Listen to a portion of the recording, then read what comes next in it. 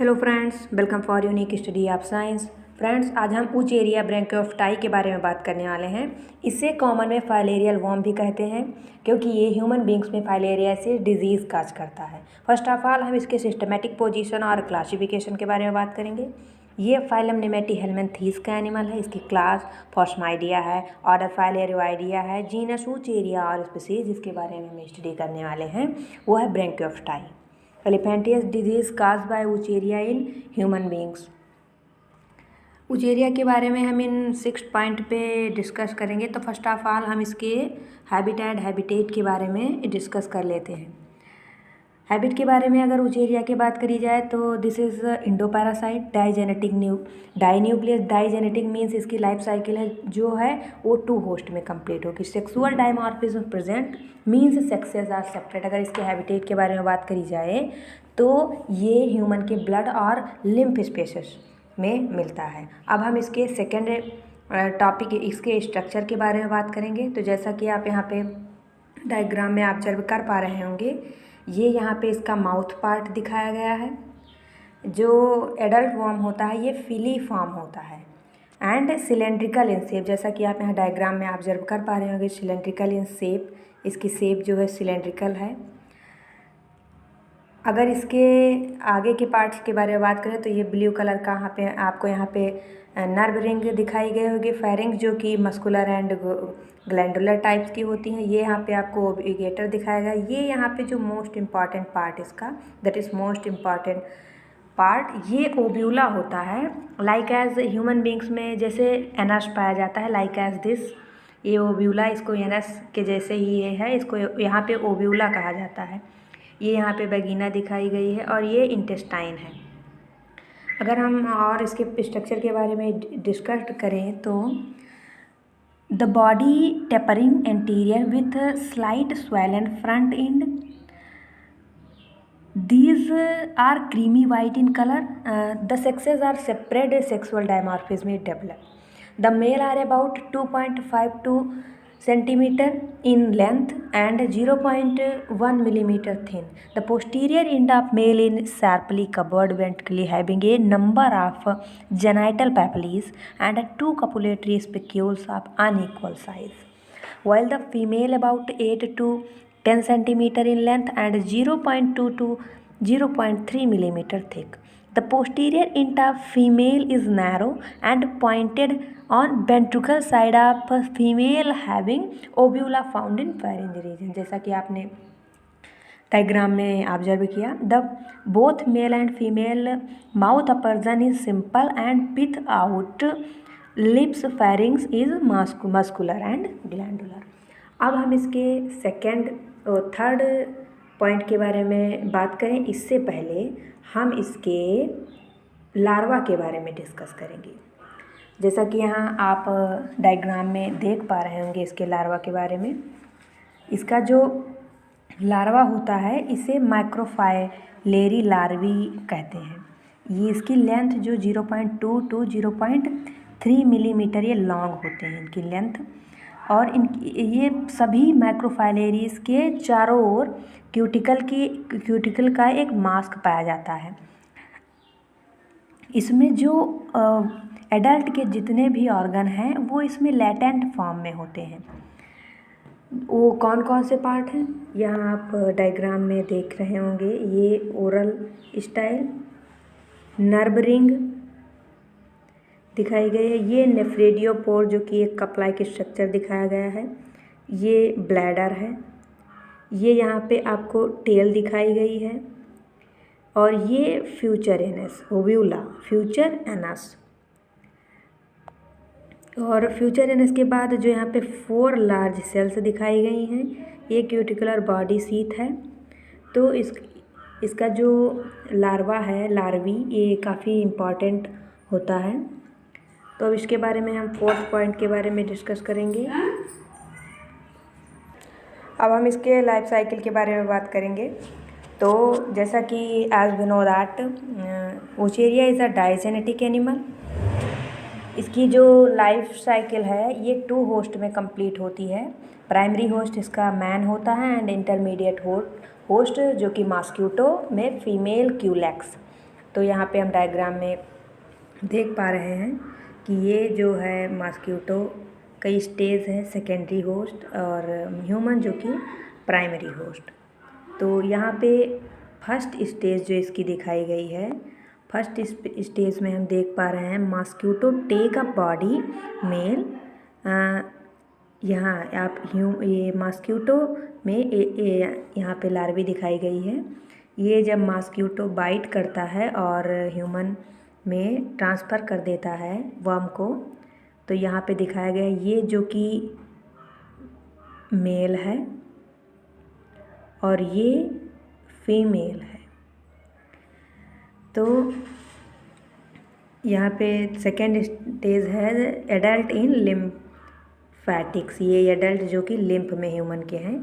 Third stage इसके adults produce sheathed microfilaria that migrate into lymph and blood channels, यहाँ पे और यहाँ पे इसकी क्यूटिकल को दिखाया गया है। फोर्थ स्टेज जब mosquito takes a blood meal from man injects microfilaria. अब यहाँ पे जब दोबारा मॉस्क्वीटो बाइट करेगा ह्यूमन को, तो इन्फेक्टेड ह्यूमन को, तो जो माइक्रोफाइलेरी हैं वो मॉस्क्वीटो के बॉडी में पहुँच जाएंगी। अब फिफ्थ स्टेज में आप देख रहे हैं microfilariae penetrate mosquito midgut and migrate in thoracic muscle. अब सिक्स्थ स्टेज में आपको यहाँ पे L1 लार्वी दिखाई गई है, फिर 7 में आपको L3 लार्वी दिखाई गई है। अब 8 स्टेज में मिग्रेट टू हेड एंड मॉस्क्वीटो प्रोबॉसिस, ये जो माइक्रोफाइलेरी है उसका हेड जो कि प्रोबॉसिस से निकलता हुआ दिख रहा है। ये पूरी स्टेज है, यहीं पे इसी के वजह से इन्फेक्शन जो माइक्रोफाइलेरिया है वुचेरिया है ये काज करता है। फर्स्ट ऑफ ऑल हम life cycle of Wuchereria in man के बारे में बात करेंगे। The adult worm are found in lymph gland and lymph package of man. Copulation takes place when both sexes are present in the lymph gland. Male and female usually remain coiled, and females are more in number than male. Female are oviparous, means that is lays egg with well-developed embryo. That is called microfilaria. These are discharged in into lymph vessels. The microfilaria are about 0.2 to 0.3 millimeter long, surrounded by a dilocated cuticular sheath. The microfilaria enter into blood vessels and circulate with blood showing active movement. They live in deep vessels, blood vessels of thoracic in blood of man. Microfilaria show diurnal rhythm. This is most important point. ये जो कि diurnal rhythm show करता है। In day time live in large deep blood vessels but they become into superficial blood vessels of skin between 10 PM to 2 AM. The microfilaria well developed further only they are sucked up along with human blood by a mosquito. अब हम development of microfilaria in mosquito के बारे में बात करेंगे। The microfilaria penetrate the stomach of mosquito and lose their circular pith. They penetrate the stomach wall and migrate to thoracic muscles. In thoracic muscles, they become short and thick serous. Now, macrofilaria grow into long cylindrical form. Mid-moult time about 10 days. They become third stage larva in the infection stage and come to in the labium of the mosquito. अब हम infection of man के बारे में बात करेंगे। When mosquito pierces its proboscis into another human, the larvae come out of labium of the human skin of the man. Now the penetrate the skin and enters the blood of the human host. The larva passes into lymph gland and where they become adult after into two molting. अब हम pathogenesis के बारे में बात करेंगे। When microfilaria are circulating in the blood, causes pathogenic effect are produced by adult worm either living or dead because their accumulating result in inflammation of lymph gland and their and their physiological condition. Cytological condition. They block the lymphatic vessels, and the obstruction of lymph vessels may result excessive growth of connective tissues and enormous swelling of affected part is known as elephantiasis.